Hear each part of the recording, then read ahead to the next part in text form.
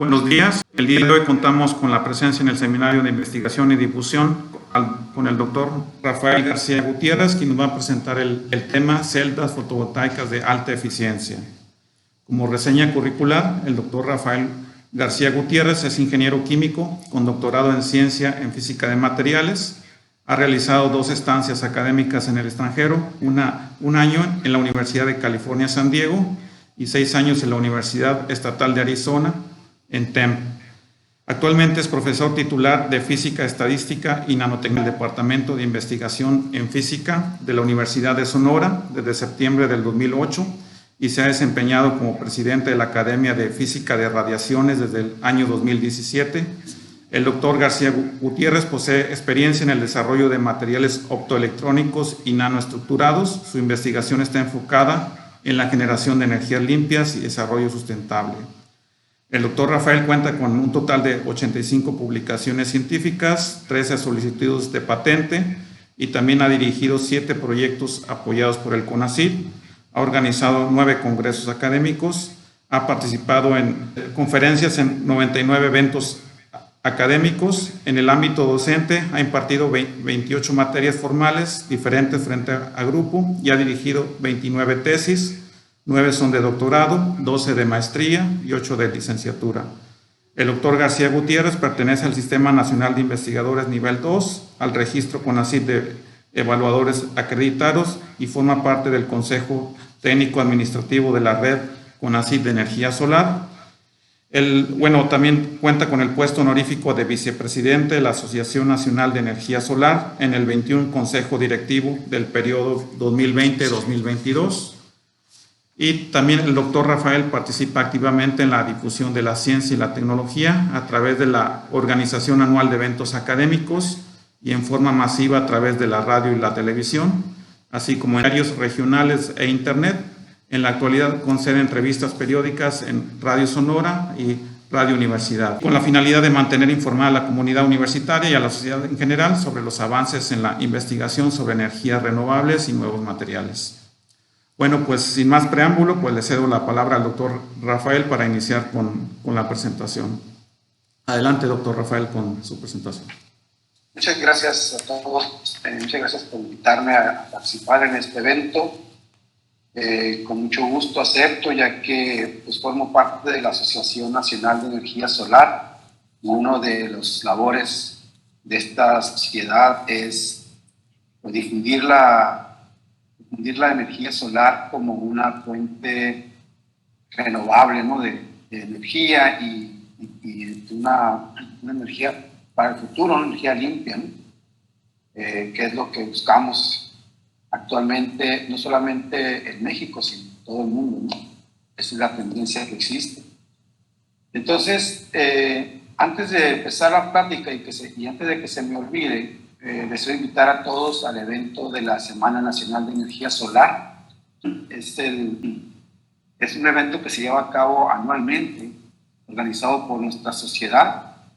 Está todo en la página de la ANES, de la Asociación Nacional de Energía Solar, la pueden buscar, anes.org, y ahí buscan la Semana Nacional de Energía Solar, y ahí pueden encontrar las bases para acudir a esta semana. Se va a llevar a cabo la primera semana de octubre, del 4 al 7 de octubre. Se va a hacer híbrida la reunión, pero 2 días, que es el jueves y viernes de esa semana, que es el 6 y 7 de octubre, se va a llevar a cabo de forma presencial aquí en Sonora, precisamente en Puerto Peñasco, Sonora, donde actualmente se está construyendo la planta solar más grande de Latinoamérica, que va a tener una capacidad instalada de 1 millón de watts, o sea, 1 gigawatt. No, o sea, serían 1,000 millones de watts, ¿no? Entonces, es muy interesante, muy importante aquellos que quieran acudir a esta sesión, a esta semana, para presentar trabajos o simplemente para acudir como oyentes. Esa es pues como una invitación que les hago, ¿no? Y como les digo, ya las bases y los costos y todo eso están ahí en la página. Bueno, sin más Bueno, y también al final de esta plática, pues si tienen algunas preguntas sobre el evento, con mucho gusto se las contesto, ¿no? Y sobre, obviamente, sobre el tema que vamos a ver. En este evento, en esta presentación, pues voy a hablar sobre las últimas investigaciones que tenemos con respecto a mejorar la eficiencia solar, ¿no? De las celdas. Como ya saben, actualmente las celdas fotovoltaicas que rigen son las celdas de silicio. En este caso, ya saben, el silicio pues es abundante y es un buen material, incluso es el material óptimo para todos los sistemas, no solamente fotovoltaicos, sino electrónicos. Los chips, todo lo que es la electrónica de estado sólido moderna, pues se basa en el silicio. Entonces, es un gran material, sin embargo, pues tiene limitantes, ¿no? El silicio tiene una banda prohibida, un band gap que le llamamos nosotros de 1.1 electron volts.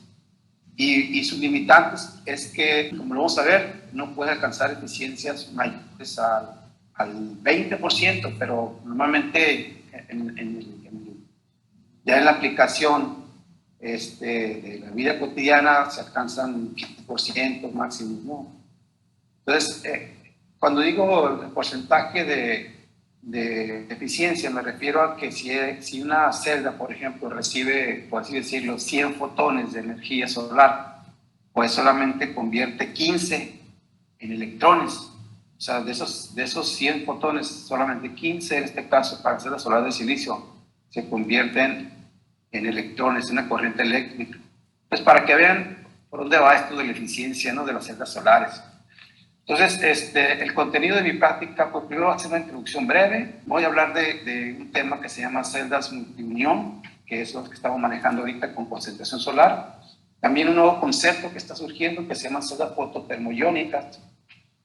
Y finalmente voy a hablar de unos movimientos protectores que estamos trabajando para no solo proteger a las celdas de silicio o cualquier tipo de celdas, sino también aumentar su eficiencia.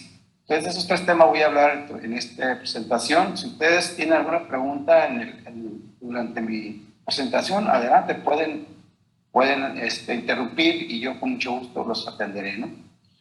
Entonces, en la introducción, primero que nada, pues podemos ver todas las celdas solares caen dentro, pues, de los motores térmicos, ¿no? En este caso, el sol es nuestra fuente de energía, que tiene una temperatura en la superficie de aproximadamente 6.000 grados Kelvin, y la temperatura ambiente, pues lo manejamos la Tierra, ¿no? Pues aproximadamente 28 grados, que más o menos son 300 Kelvin. Entonces ahí te aparece una fotografía, un pequeño esquema donde nos brinda algunos dispositivos que se pueden utilizar y con qué eficiencias máximas pueden lograr, ¿no? Como ven, la parte superior es el límite termodinámico. Estamos hablando del límite de Carnot, ¿no? O sea, depende de las temperaturas inicial y final, pues podemos lograr una eficiencia máxima, en este caso de 74%, tomando en cuenta la temperatura solar, ¿no? Y ahí para abajo, pues se disminuyó la eficiencia. Hay tándems, o sea, celdas termoiónicas, de multiunión. Aquí hay un tándem de n igual a 6, donde realmente lo que significa es que son celdas apiladas, ¿no?, de diferentes gaps que pueden absorber fotones con mayor eficiencia. Luego siguen las celdas termoiónicas de las que le hablaba, que estamos investigando, las tándem de n igual a 3, que quiere decir que son 3 tipos diferentes. También voy a hablar de esas, que alcanzan aproximadamente 40 y tantos por ciento, ¿no? 49, de forma teórica. Ya sabemos que todo esto va a bajar. Por ejemplo, la última que tenemos ahí es las celdas de simple unión, de una sola unión, que pues dice ahí que alcanza el 31%, por ejemplo la de silicio. Pero pues ya sabemos, como les digo, que todo eso es teórico y realmente disminuye el porcentaje de eficiencia, ¿no? Entonces, si vamos a utilizar celdas termoiónicas, como dice ahí, o fototermoiónicas, como le llamo yo, pues tiene que buscar un material semiconductor que soporte altas temperaturas, y el silicio, pues como vamos a ver, no es uno de esos, ¿no? Otra cosa que hay que ver es que el espectro solar, como lo ven ahí, pues tiene diferente longitud de ondas. Ya saben, viene de alta energía, que es la luz ultravioleta, que realmente daña mucho las celdas solares, y es precisamente por lo que se tiene que proteger la celda solar. Y luego vemos temperaturas de más baja energía, como el azul, bueno, sí, la azul, la verde, la amarilla, la roja, etc. Pues estas son fotones, por así decirlo, de diferentes energías, ¿no? Aquí abajo yo les pongo una pequeña esquema de un motor térmico donde se puede calcular una energía, una eficiencia pues del 75% si tenemos un motor térmico de 300 kelvins y de 6000 kelvin, ¿no? de temperatura. Entonces, esas son las eficiencias calculadas de la eficiencia de Carnot, que es 1 menos la temperatura fría entre la temperatura caliente, ¿no? Bien, aquí hay unas comparaciones de esos dispositivos que les estoy diciendo. Por ejemplo, tenemos las celdas fotovoltaicas de una sola unión que tienen una eficiencia teórica del 34% y con concentración solar de 1000 soles, fíjense, puede alcanzar 4% de eficiencia, que realmente no es cierto, ¿no? O sea, tiene que aplicarse ahí un motor secundario, o sea, me refiero a que se aprovecha la temperatura al enfriar las celdas. Pero bueno, eso es un cálculo. Luego siguen las celdas fotovoltaicas de multicapas, que les comentaba, tienen una eficiencia de 54% y en la práctica de 43%, con concentración solar. Finalmente, les comentaba de los dispositivos PET, que realmente lo que quiere decir es dispositivos fototermoiónicos. En inglés es Photo Enhanced Thermogenic Emission, que es precisamente la emisión que aprovecha pues tanto la energía cuántica del fotón como la temperatura también de la celda. Y ahí vemos pues eficiencias de 52, 56 y hasta 70%, ¿no? Porque ahí en este caso el 70% es porque se le está anexando un motor secundario. Cuando me refiero a esto es que estamos aprovechando la temperatura de enfriamiento que tenemos en el fluido. Vamos a hablar más de eso, ¿no? Primero, pues vamos a ver algunos conceptos de celdas solares. Tenemos una celda solar tenemos que una celda solar simplemente es un dispositivo un diodo, que nosotros una unión PN, y para maximizar su eficiencia pues se debe maximizar la generación de pares electrón hueco y minimizar la recombinación dentro de la celda. Esta es una fotografía de una celda de 10 por 10. Parece que es monocristalina, puede ser monocristalina o policristalina, ¿no? Como ustedes saben. Y aquí está un croquis de cómo se ve la unión tipo PN de esa celda. Vemos que son dos capas ahí. Cuando se inciden los fotones, pues se genera un hueco y un electrón sube la capa de valencia, en este caso a una de las partes, y el hueco queda en la otra, ¿no? En otra parte. Entonces se genera lo que llamamos el pare electrón hueco, también se llama excitón. El caso es que en este caso se crea una corriente electrónica, un potencial, pues primero que nada, ¿no? Al hacer la unión, como se puede ver.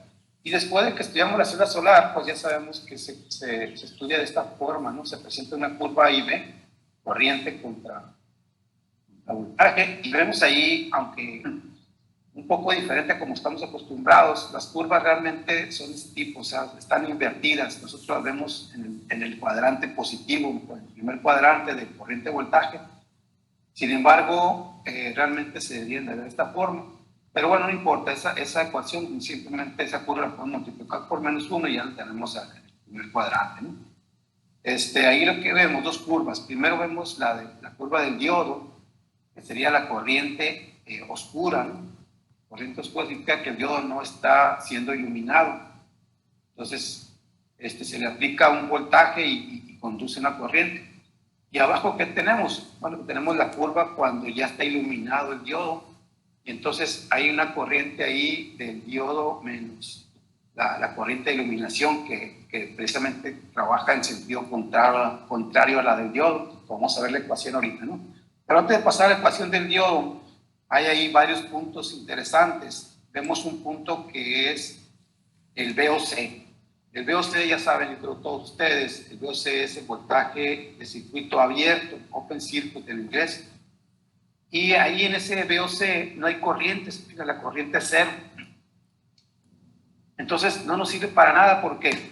Porque pues ya sabemos que la potencia de un dispositivo pues es electrónico, es el voltaje por la corriente. Y si tenemos un montón de voltaje, en ese caso, pero tenemos cero corriente, pues tenemos potencia cero. De otra forma, el otro punto que está abajo es el ISC, la corriente de cortocircuito se llama, short circuit. En ese caso, esta es una corriente sin un voltaje. Y aunque la corriente es máxima, pues el voltaje es cero y por lo tanto la potencia también es cero. Sin embargo, existen otros dos puntos intermedios. Está el Vmax, que es el voltaje de potencia máxima, y abajo tenemos la corriente máxima. Y se fijan ahí, bueno, primero que nada, pues ahí vemos que la potencia máxima que se puede extraer de un dispositivo, tomando en cuenta esas curvas de mediciones corriente de voltaje, pues es la corriente máxima por el potencial o voltaje o potencial máximo, como les decía, ¿no? Ahí pues se puede ver un dibujo, un cuadrito dentro, ¿verdad? Ese cuadrito precisamente es toda la potencia que podemos extraer. Y abajo estaría un cuadro grande, VOC por ISC es un cuadro grande. Entonces ahí se puede extraer la eficiencia precisamente y el factor F, que le llamamos el factor de llenado, fill factor. Hay diferentes formas de llamarlo, pero en inglés es fill factor, factor de llenado. Ahí vemos que la eficiencia, primero que nada, es la potencia máxima entre la potencia de entrada. Obviamente la potencia de entrada no está ahí en este dibujo. Bueno, sí está, realmente es el cuadro que, bueno, es lo que nos están viendo el sol realmente. Normalmente son 1000 watts por metro cuadrado o 1 kilowatt por metro cuadrado, ¿no? Y la potencia máxima, si nosotros lo vemos ahí, es Imax por Vmax, ¿no? Pero aquí se nace un nuevo factor que se llama factor de llenado, y el factor de llenado pues no es más que la potencia máxima que puede alcanzar el dispositivo entre la corriente y el voltaje del cortocircuito. En este caso, el factor de llenado simplemente es un cociente, una división entre la potencia máxima, entre el cuadro que está dentro, que ahí ese que está con puntitos azules, y el cuadro grandote que está aquí afuera, ¿no? Ese es como les digo, es un cociente de áreas. Y entonces vemos que la potencia máxima es igual a la corriente por el voltaje máximo, y abajo vemos que el cuadro de abajo pues es ISC por VOC. Entonces ese es el factor de llenado, y se puede sustituir esto en esta forma, y podemos ver que la potencia máxima es ISC por VSC por el factor de llenado. Entonces por eso es importante el factor de llenado. Siempre aparece en los dispositivos, en los paneles solares, y también aparece la corriente en el cortocircuito y el voltaje del cortocircuito que puede alcanzar el dispositivo. Y con eso podemos conocer la eficiencia de esa celda, ¿no? Ok, ahí está arriba la ecuación del diodo. La ecuación del diodo, que es una ecuación que se obtiene analizando precisamente la unión PN del material semiconductor, en este caso el silicio, dopado tipo alicopento. Y abajo tenemos la ecuación también es la ecuación de la corriente, ¿no? De la corriente total que se genera. En este caso, si se fijan, es la diferencia entre la corriente aquí le pongo pH, que significa fotónica, o sea, por fotones que inciden sobre el material, y la corriente del diodo. Simplemente es una diferencia. Como les digo, ahí el signo puede cambiar, como lo vamos a ver en un momento. Podemos multiplicar por -1 y vamos a poner esa curva en otro sentido. Aquí también tenemos algo interesante, importante, es que hay una expresión empírica para calcular el factor de llenado, y que ahí, como lo ven, depende del voltaje, simplemente del voltaje del circuito abierto, el Open Circuit. Eso es bien importante. ¿Por qué?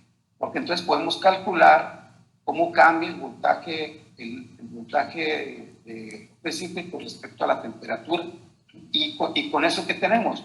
Pues si fijan aquí, para el silicio, por ejemplo, el cambio de voltaje máximo con temperatura es menos 2.3 milivolts por grado centígrado. ¿Qué quiere decir eso? Primero que nada, negativo significa que va disminuyendo conforme aumenta la temperatura, el voltaje máximo de Open Circuit, va disminuyendo. ¿Y eso qué nos lleva directamente? Pues nos lleva directamente a ver que la eficiencia va disminuyendo, porque la eficiencia depende directamente del voltaje con circuito abierto. Y aquí tenemos entonces la disminución de un 0.4% por grado de temperatura. O sea, cada vez que la celda aumenta 1 grado, su eficiencia disminuye más o menos 0.4%, posiblemente un poco más, posiblemente disminuye 0.5%. Entonces, imagínense esto a una celda que está bajo el sol a 40 grados, por ejemplo, o a 50 en el estado de Sonora. Aquí alcanzamos temperaturas arriba de 50 con el sol fuera de la sombra, ¿no? Entonces eso disminuye bastante la eficiencia. La eficiencia para la celda a 25 grados era de 15%. Imagínenselo a 50 grados, estamos hablando de 25 grados más y más o menos un 14% de disminución sobre el 15%. Entonces es bastante, ¿no? La disminución de la eficiencia. Y bueno, como saben ustedes, la celda se puede modelar electrónicamente como una fuente de corriente, como la que está aquí, y un diodo, una corriente de diodo. Entonces, como se fijan, si yo quiero sacar una corriente para el circuito, pues el diodo me está quitando corriente. Por eso es una diferencia, ¿no? Entonces, no es bueno esto, pero pues así es como trabaja la física de la celda. Siempre va a estar este diodo aquí. Pero hay otro problema, otros dos problemitas aquí. Estas dos resistencias que aparecen, esas resistencias son resistencias que dependen no del material, no son intrínsecas del material, sino del dispositivo. O sea, cómo hacemos nosotros las conexiones o cómo crecemos el material. Por ejemplo, esta RSH que se llama, quiere decir resistencia shunt, resistencia en paralelo. Esta resistencia debería ser muy grande para evitar que se fuguen por aquí los electrones, ¿verdad? Que haya corriente por aquí. Y esa resistencia ocurre porque dentro del material, en esta parte, en la unión PN, pues existen algunas imperfecciones y se fugan los electrones, entre otras cosas, ¿no? Entonces, esa resistencia nos afecta bastante si es muy baja, tiene que ser muy alta. Otra resistencia que está aquí es la resistencia de serie. La resistencia de serie es la resistencia que debe ser muy baja, ¿se fijan? Para que pueda pasar corriente por aquí. Esa resistencia, pues, tiene también algunas, ¿de dónde viene? Tiene, sobre todo, es en las conexiones, por ejemplo, del semiconductor al metal. Entonces, eso se debe de cuidar, que esta sea muy, muy grande y esta sea muy baja. Y ya tomando en cuenta esas resistencias, pues la nueva ecuación del diodo, de la celda solar, pues sería la ecuación aquí fíjense, ya cambió de signo. Sería la corriente que se obtiene por los fotones menos la corriente del diodo y menos todavía esta corriente que se obtiene al analizar un nodo por aquí, utilizando la ley de Kirchhoff. Podemos ver que aquí se forma, por ejemplo, una corriente que depende del voltaje entre la resistencia esta. Se fijan, si esta resistencia es muy grande, este número es muy pequeño, por lo tanto se hace cero. Y la otra parte es esta resistencia esta es la que está aquí. Si esta resistencia es muy pequeña, entonces este número es grande, pero pero si este número es grande también se hace pequeño. Entonces, este término depende mucho, que es un término negativo, ¿no? Está restando nuestra corriente. Depende mucho pues de este cociente de resistencias. Bien, tomando en cuenta esto, simplemente vamos a ver cómo afectan las resistencias a la celda. Y aquí vemos una gráfica, una simulación. Este efecto es el efecto de esta resistencia en serie. Fíjense que si la resistencia es un ohm, por ejemplo, por centímetro cuadrado, pues entonces tenemos aquí un buen factor de llenado.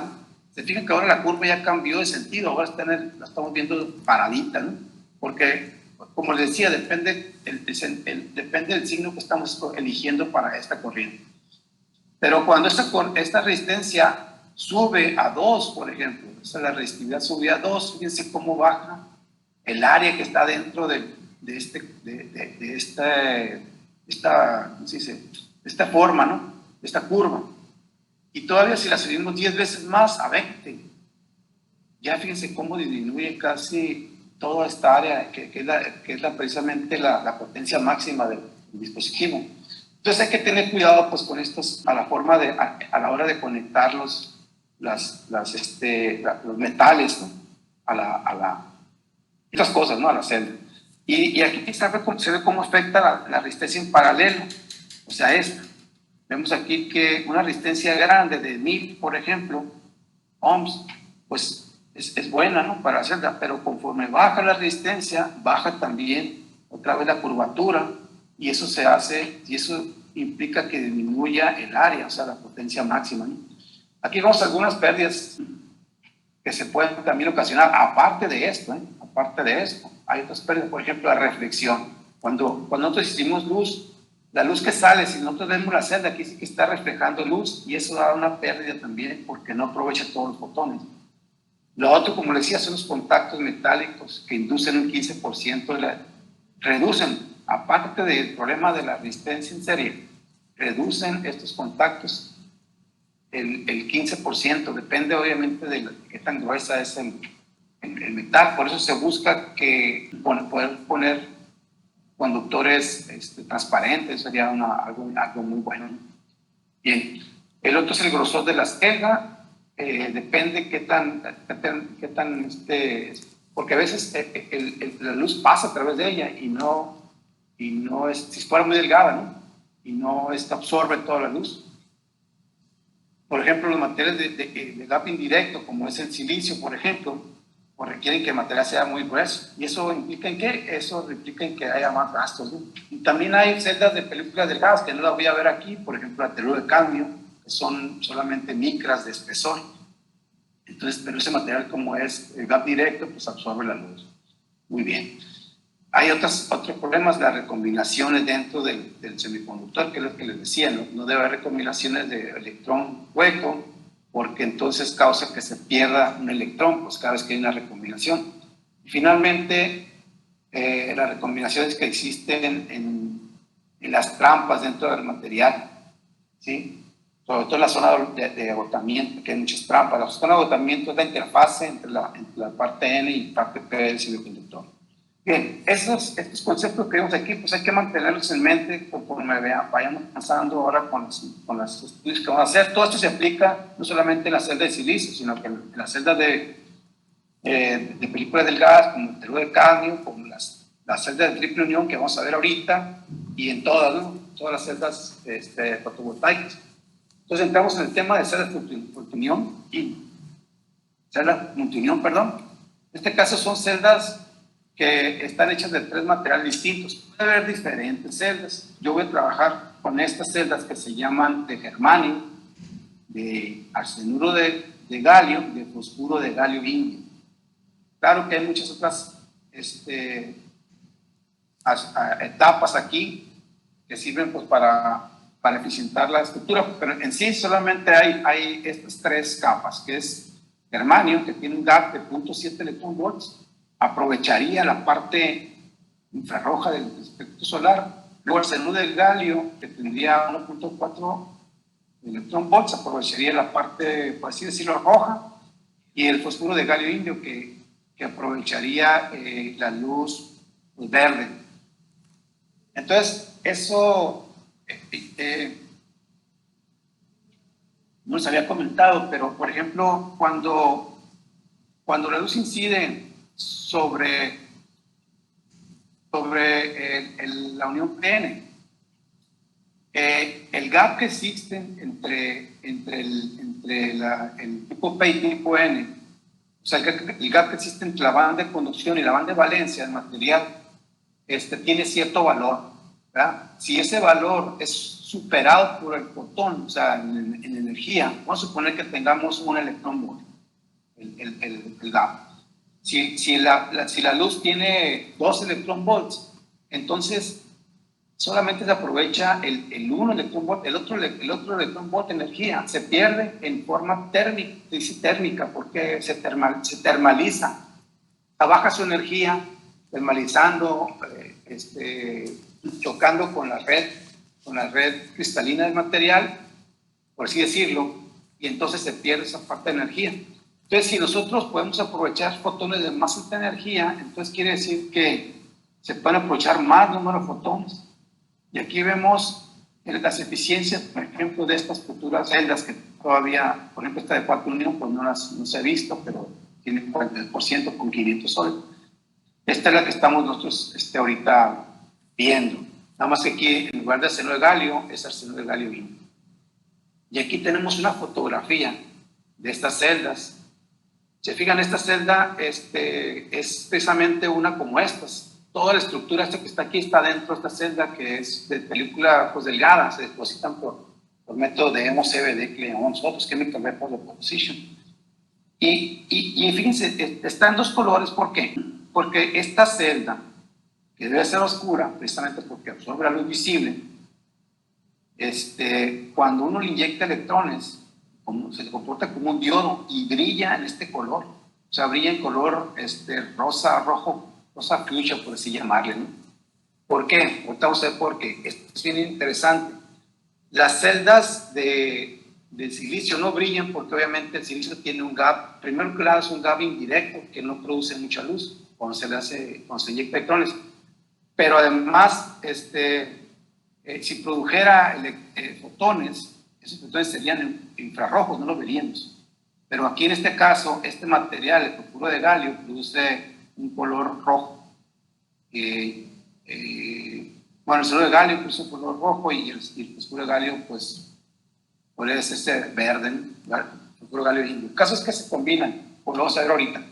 Esta es, como les digo, la estructura y la celda que ya se le está inyectando electrones, por lo tanto se genera una electroluminiscencia, decimos nosotros. Un color muy bonito.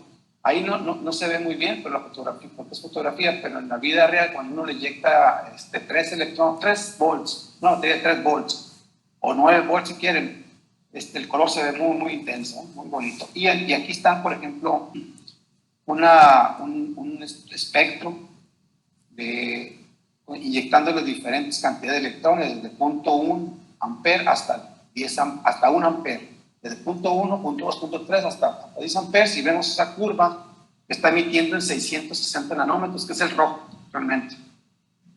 Y aquí tenemos un área bajo la curva que lo que nos está diciendo, pues en sí, cuántos fotones se emiten cuando entra un número conocido de electrones, porque si conoces la corriente, pues conoces el número de electrones que estás inyectando. Y eso nos lleva directamente a calcular la eficiencia cuántica del material, en el caso de esta celda. Esta es la otra capa, fíjense cómo está emitiendo 890 nanómetros, que ya sería infrarrojo, del arseno de galio indio. Y vemos varias curvas ahí también, que lo mismo se genera un área bajo la curva. Entonces es un estudio de electroluminiscencia que se puede hacer solamente en este tipo de celdas.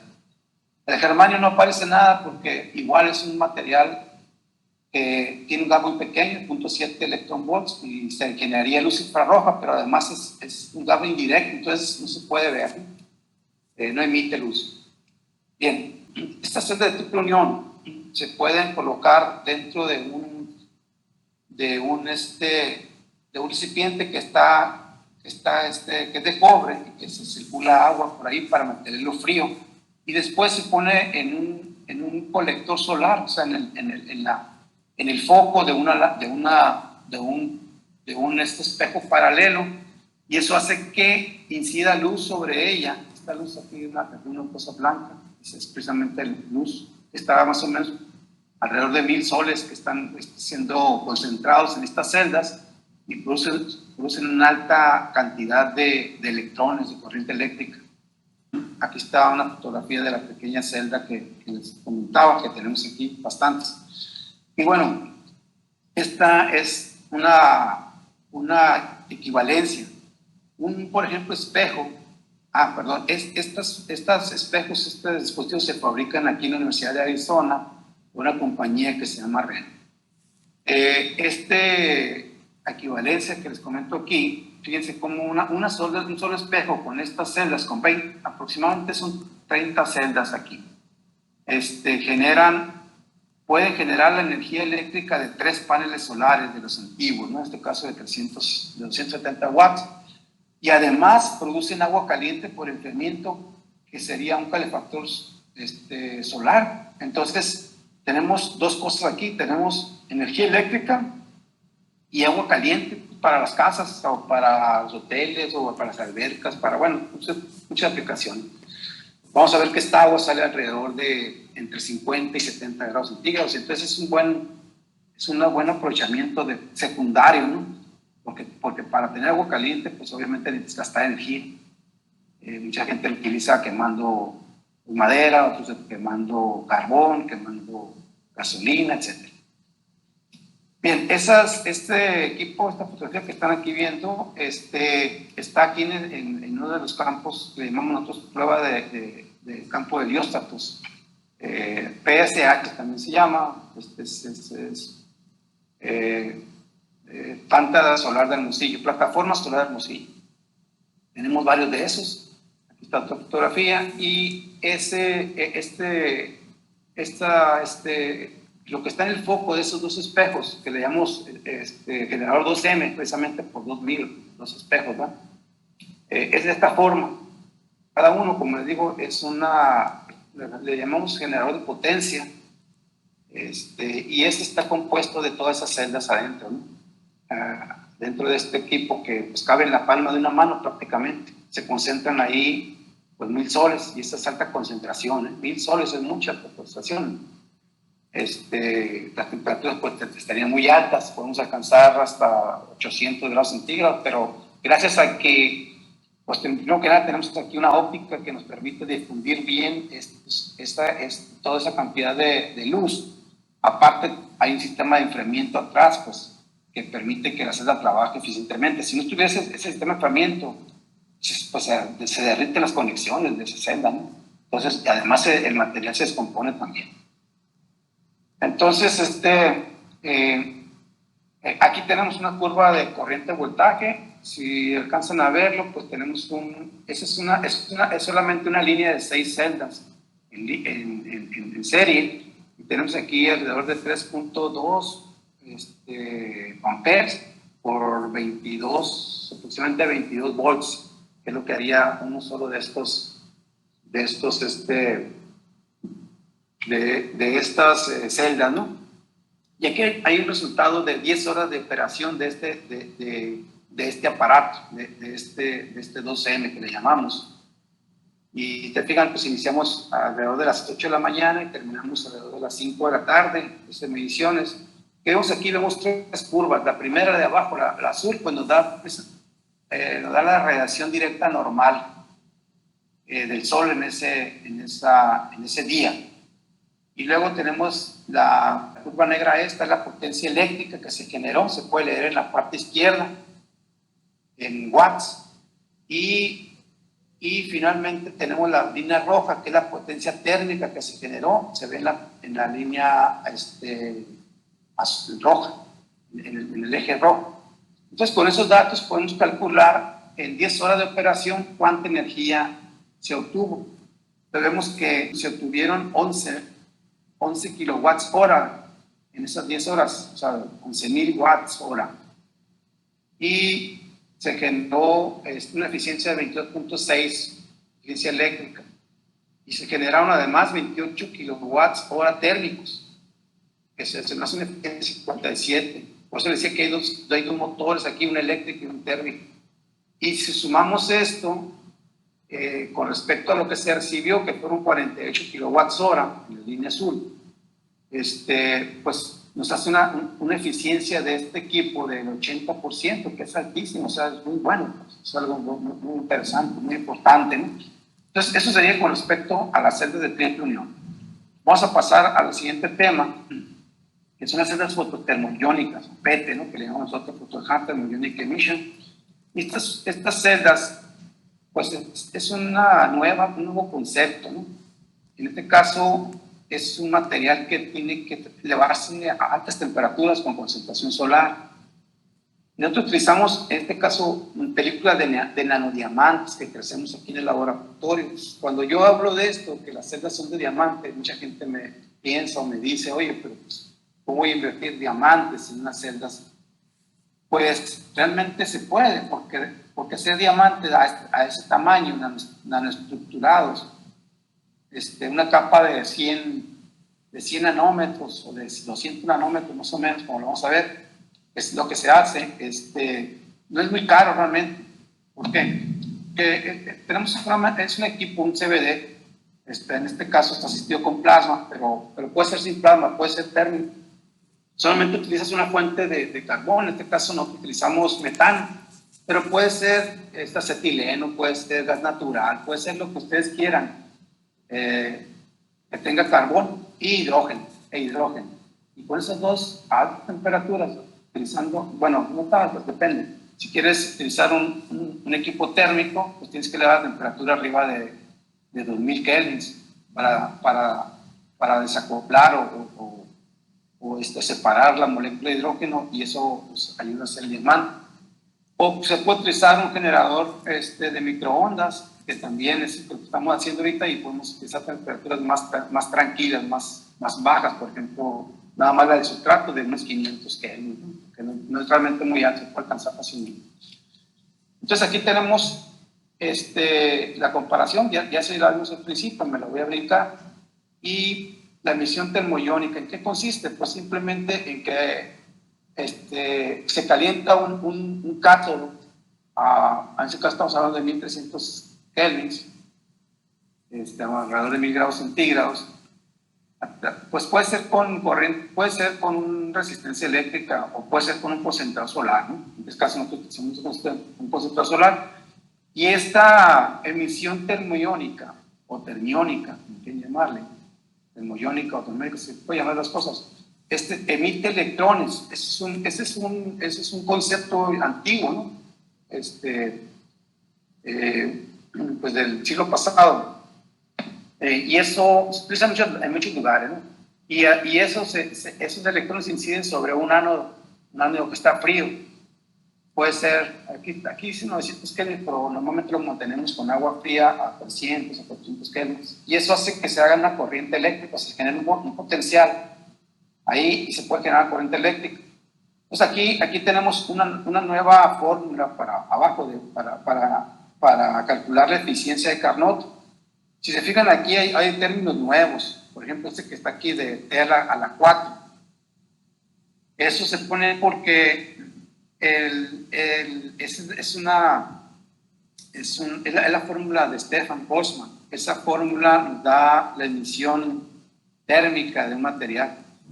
O sea, aparte de la eficiencia de Carnot, tenemos que ver que ese material esté emitiendo cierta cantidad de luz también, y eso es un poco perjudicial, ¿no? Para nosotros, porque realmente lo que queremos es que toda luz se convierta en electrones. Pero bueno, esa es la eficiencia de ese equipo. La densidad de corriente viene dada por la ecuación de Richardson-Bushman. La ecuación de Richardson, cuando dice que la corriente depende directamente con la temperatura del cuadrado y además al exponencial de 1 sobre t. Entonces, estos dos términos benefician la corriente o la densidad de corriente por centímetro cuadrado. Aquí vemos que la corriente de Richardson precisamente anda alrededor de 120 en este caso, amperes sobre centímetro cuadrado que es el causa.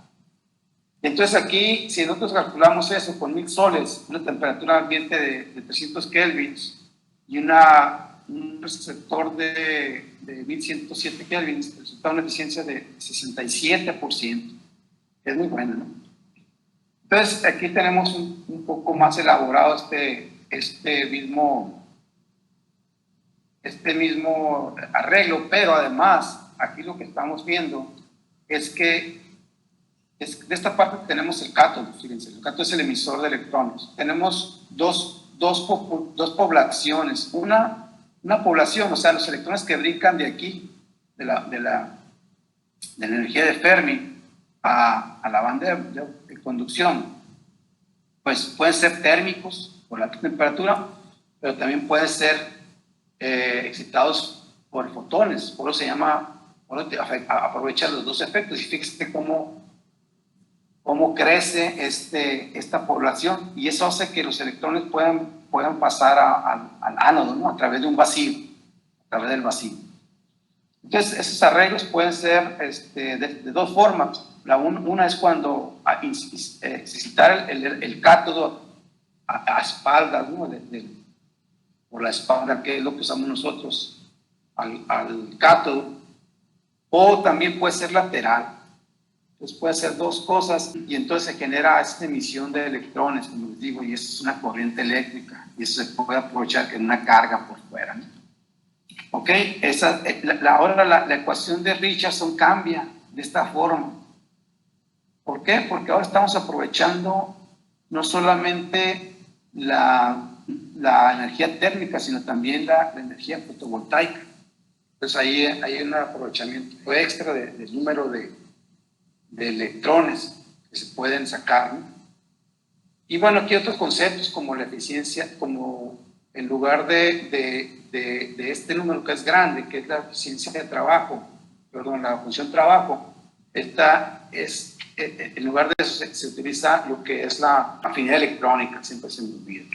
Pero bueno, entonces esto obviamente, todo esto que les estoy platicando está estudiado, ¿no? En este caso estoy presentando un paper tiene este cálculo teórico de Segev, Gideon, un científico que es de Israel, del paper 2019. Entonces, como ven, tienen que buscar otra vez un semiconductor que soporte las temperaturas, y nosotros pues vimos las propiedades del diamante. ¿Por qué? Porque el diamante tiene un punto de fusión de 3800 grados centígrados, tiene una estructura única, cristalina, tiene alta dureza, tiene una conductividad térmica excelente. Es el mejor conductor térmico, incluso que los metales, que te lleva varias órdenes de magnitud a los metales. Fíjense, es algo increíble, pero el diamante tiene todas esas propiedades. Tiene propiedades muy interesantes, muy importantes. Y aquí tenemos un diagrama de bandas del diamante. Vemos que tiene un gap, o sea, una banda prohibida muy grande, 5.5 electron volts. Dice que los electrones para brincar de aquí a aquí pues necesitan bastante energía, por lo tanto es aislante, pues ese es uno de los problemas. Pero eso se puede evitar, se puede liberar fácilmente, como dopándolo. Entonces, si lo dopas o purificándolo con fósforo, pues tenemos aquí un gap de 0.6 electron volts. Solamente los electrones tienen que vencer este gap, es muy pequeño, ¿no? O con nitrógeno también tenemos 1.3, que es más o menos lo del lo del silicio. Pero además se puede dopar tipo P con boro y se crea aquí unas minibandas, si quiere llamarle, unos niveles de a punto 37 electron volts. O sea, cualquiera de esos dopajes benefician la conducción eléctrica del diamante. Y aquí tenemos un pequeño estudio para conceptualizar, pues, ¿qué pasa? Bueno, tenemos la banda de valencia, tenemos la banda de conducción. Dentro de esta banda, pues tenemos un nivel que tenemos en el nivel de Fermi, que está a la mitad del gap. Este nivel de Fermi ocurre para un material que está sin dopar. Y esta energía, de que aquí esta distancia, de que aquí en energía, precisamente la energía gap. Otros dos conceptos, esto se ve normalmente en todos los semiconductores, otros conceptos importantes es esta función trabajo, que es la energía necesaria para sacar un electrón de la energía de Fermi al vacío. Y otro concepto es la afinidad eléctrica, la afinidad electrónica, que es la energía necesaria para pasar un electrón de la banda de conducción, del filo, ¿no? De la banda de conducción, hasta el vacío, que es más pequeño que la función de trabajo, por eso decía. Pero además el diamante tiene la propiedad de que esta función, que esta afinidad electrónica es negativa, por lo tanto reduce en gran número, en gran cantidad la función de trabajo, que es por eso es importante el diamante, porque podemos sacar electrones de ahí, ¿no? Entonces, ¿cómo se hace? Bueno, este es un MPCVD, es un reactor para depositar precisamente diamante, utilizando es microondas, plasma, utilizando un plasma de microondas para para excitar los átomos tanto de metano como de hidrógeno y depositar diamante. Este aparato que tenemos aquí en Hermosillo, y estamos haciendo uno también casero, ¿no? Este fue comprado, es muy caro en el momento, pero estamos haciendo uno que lo voy a mostrar hoy, en el momento. Entonces, ¿qué hicimos con esto? Bueno, depositamos sobre silicio tipo P, nanodiamantes. Aquí está una fotografía, vemos aquí la parte frontal y luego aquí vemos la parte lateral y vemos un espesor de más o menos 200 nanómetros, ¿no? Luego utilizamos diamante dopándolo con boro, también se hizo esto, aquí tenemos una fotografía de lo mismo, más o menos anda en el mismo rango de tamaño, 200 nanómetros de la partícula, y el espesor también aproximadamente 200 nanómetros. Luego se depositó diamante con amoníaco para adecuarlo con tipo N, que bueno, más o menos tiene también la misma forma, y finalmente depositamos diamante microcristalino, o sea, esto es más grande, vemos que están muy buenos los cristales, todo esto, pero sin dopar, pues no sirve como emisor, como lo vamos a ver más adelante. Entonces, esto se puede hacer, estos diamantes se pueden poner enfrente del sol, o sea, una oblea de silicio, por así decirlo, con diamante encima, y ver su emisión, o también con un simulador solar de alta concentración que tenemos aquí, que no es más que un proyector de cine prácticamente, que tiene aquí un espejo no parabólico, sino elíptico. Por lo tanto, ya saben que el pues tiene dos focos. Uno foco precisamente está en la lámpara que tenemos aquí, que es de xenón, creo, no me acuerdo muy bien, pero sí creo que es xenón. Y la otra estaría aquí, en esta parte, que es donde se concentra la luz. Aquí le ponemos un espejo y rebota aquí donde está nuestro convertidor fototermoiónico. Aquí dentro está precisamente, como vamos a ver, el arreglo de las celdas de diamante. Aquí se ve más grande el modo, es este mismo croquis que está aquí, el mismo dibujo está aquí en fotografía, y vemos aquí, se lo construimos nosotros también, y está en el proceso de patente. Entonces vemos aquí dos cosas aquí adentro. Bueno, primero que nada es un tubo de cuarzo que se puede hacer vacío, o sea, tiene que ser vacío. Hagan cuenta que es una bombilla de los focos antiguos, un espacio aproximado de 10 a la menos 3 torres, 10 a la menos 4 torres. Ya funciona bien. ¿Por qué tiene que estar vacío? Bueno, porque adentro va a haber una corriente de electrones del cátodo al ánodo, y si hay aire o hay otra cosa, pues no los dejan pasar, ¿no? Va a haber un choque y va a robar la energía. Entonces, aquí, ¿qué hay aquí? Hay dos electrodos. Uno de ellos es la celda y el otro abajo es un electrodo de cobre, un colector de cobre para los electrones. Y estos dos pasan a través de un sello, y aquí afuera se puede obtener la corriente, se puede sacar la corriente. También otra cosa que hacemos es ponerle aquí adentro también un medidor de temperatura para saber qué temperatura está el cátodo y el ánodo, ¿no? Y un enfriador para el ánodo. Entonces aquí están las mediciones. Hicieron durante 3 minutos, se hizo la prueba y se hizo el procedimiento varias veces. Aquí otra vez tenemos el mayor tamaño, el mismo arreglo que les comentaba. Hay varias cosas ahí, ¿no? Hay varias cosas que, para no tardar mucho, pues, Algo importante es la separación entre el cátodo y el ánodo. El ánodo es aproximadamente 5 milímetros, ¿no? O sea, medio centímetro, para hacer más eficiente pues, el paso de electrones, pero estamos planeando alejarlo un poco más, aumentando el vacío.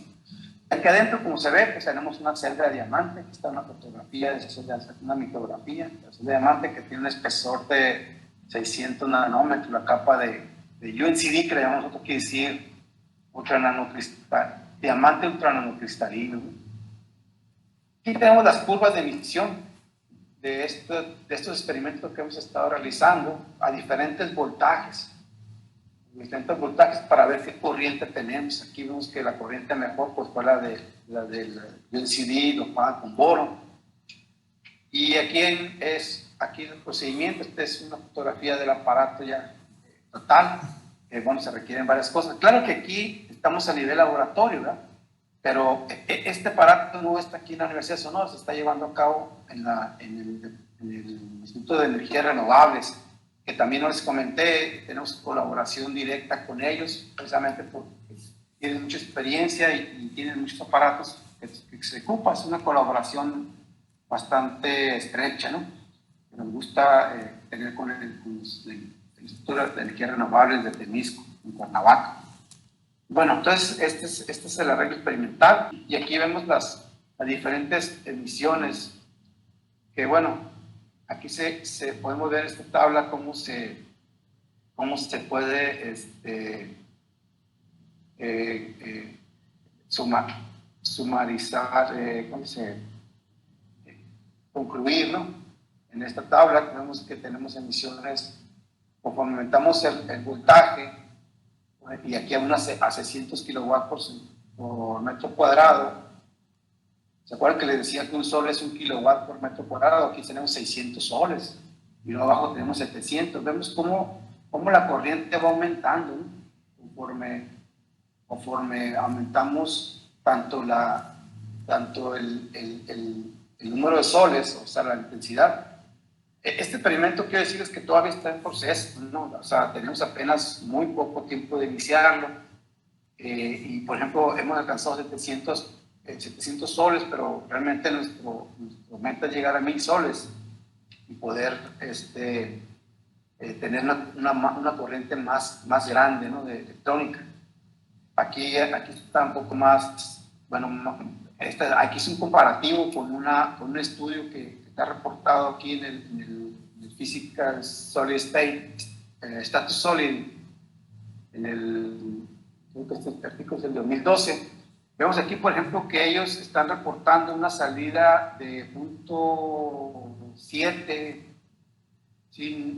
nanoamperes, emisión de corriente, con la temperatura de 1000 grados centígrados, 1120. Y nosotros con una temperatura menor de 800, por ejemplo, tenemos aquí una emisión de varias órdenes de magnitud mayores que ellos. Están hablando de 1000 nanómetros. Ellos están ante un magnitud o 4, con 600 soles. Claro que este efecto es solamente el efecto termiónico y nosotros ya tenemos el efecto fototermoiónico, por eso es la diferencia. Entonces, eso es una comparativa para que se vea cómo vamos avanzando en nuestro trabajo, ¿no? Y finalmente, el otro tema que les quería comentar es tener la idea de que si recubrimos las celdas solares con una capa de un material fotosensible, como es el caso del óxido de zinc, topado con aluminio. Ahorita nada más voy a presentar el primer avance que tenemos de óxido de zinc. Vemos que se puede eficientar. Bueno, no solo eficientar la celda, realmente sí se busca que se eficiente la celda. ¿Por qué? Porque cuando uno excita al óxido de zinc con luz solar, la luz ultravioleta del sol es absorbida, porque el óxido de zinc tiene un gap de 3.3 electronvolts. Entonces, toda la luz que sea mayor de esa energía va a ser absorbida por el óxido de zinc y va a ser reemitida a un color más o menos verde. Estamos hablando de 2 electronvolts. Y entonces, como les decía hace poco, una de las pérdidas grandes de las celdas solares es la termalización. y eso se puede evitar bajando la energía de los fotones. ¿Y cómo? Pues precisamente poniéndoles una capa antes de que lleguen los fotones, o sea, la parte superior. Claro que tiene que ser una capa delgada para que pueda pasar y excitar a los electrones que están en el silicio. Esa capa pues es de óxido de zinc, y nosotros tenemos un método para detectar capas muy delgadas, pero muy delgadas. Estamos hablando del método de Atomic Layer Deposition, o sea, depósitos por capas atómicas.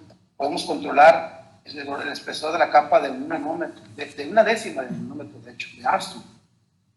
Entonces, eso nos ha llevado a que podemos recubrir las celdas de silicio y ahorita aquí lo que voy a poner precisamente es los resultados de este experimento que está también, como les digo, también está en proceso.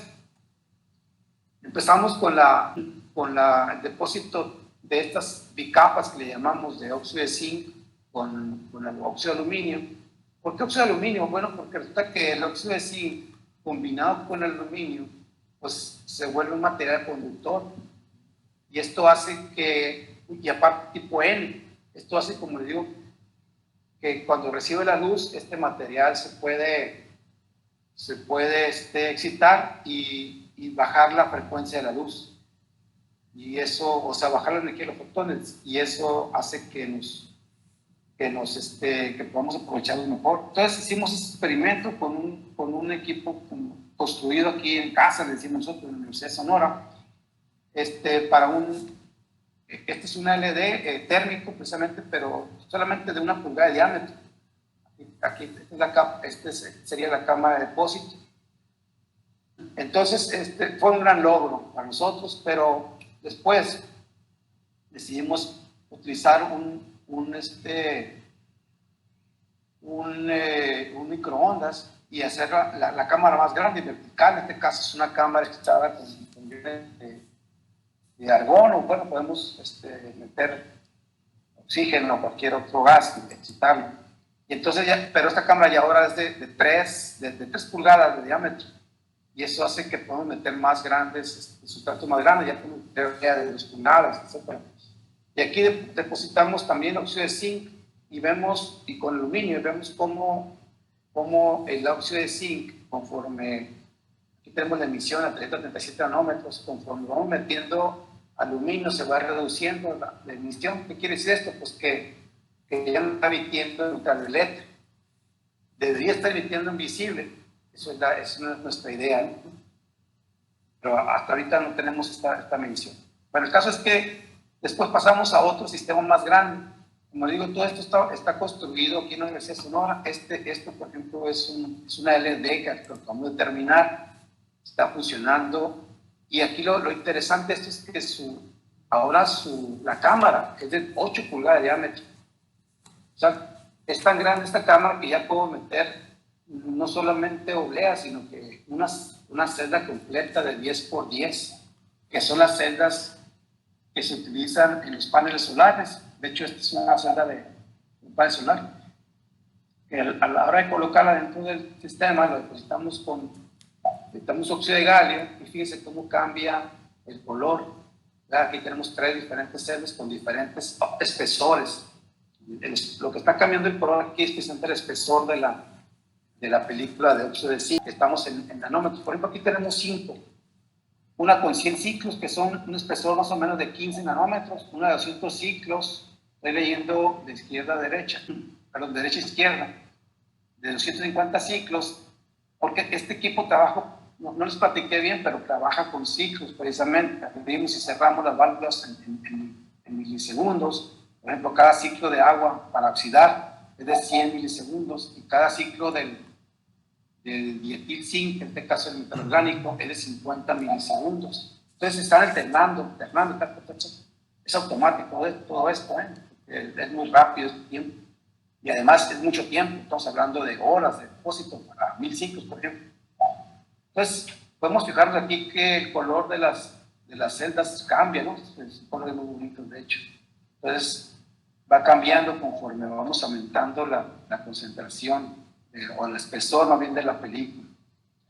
Pero bueno, esto a pesar de, además de ser bonitos, pues está protegiendo a la celda. Es una capa, como le digo, 15 nanómetros o 37 nanómetros en este caso, que es la celda que mejor está funcionando hasta ahorita.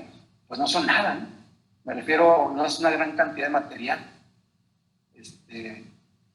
Y aquí tenemos el último estudio que hicimos de estas celdas que están recubiertas. Son 5 celdas, unas son de 100, de 150, de 500, de 100, para que lo repetí, y una de 150. Veo la de 150, si se fijan, el color, muy bien, el color rojo es sin recubrimiento y el color azul es con recubrimiento. Fíjense cómo esta curva en IB, que le hicimos, ¿no? La curva es IB de mediciones, se va reduciendo conforme aumenta el espesor de la película. Por lo tanto, estamos viendo que se están absorbiendo demasiados fotones. ¿Qué estamos haciendo con esto? Estamos buscando el espesor óptimo para la celda. Y, por ejemplo, en 100 nanómetros, en 100 ciclos, en este caso 100 ciclos significaban 15 nanómetros de espesor, no cambió nada. La eficiencia siguió igual. ¿Qué quiere decir con esto? Pues que además de estar protegida la celda, pues no mejoró casi nada. O sea, no hay una especie de reemisión del CTNO, pero tampoco, bueno, otra vez, no sé. Pero aquí en la de 250 vemos una ligera mejora, ¿verdad? Del área bajo la curva, lo que nos lleva a una mejor eficiencia. Aquí está bajo una tabla precisamente de la mejor, el mejor espesor que hemos encontrado, 250 ciclos, que en este caso son 37 nanómetros, fíjese, 37 o 40 nanómetros aproximadamente, es algo muy pequeño. Bueno, aquí vemos que tenemos una potencia de 0.7.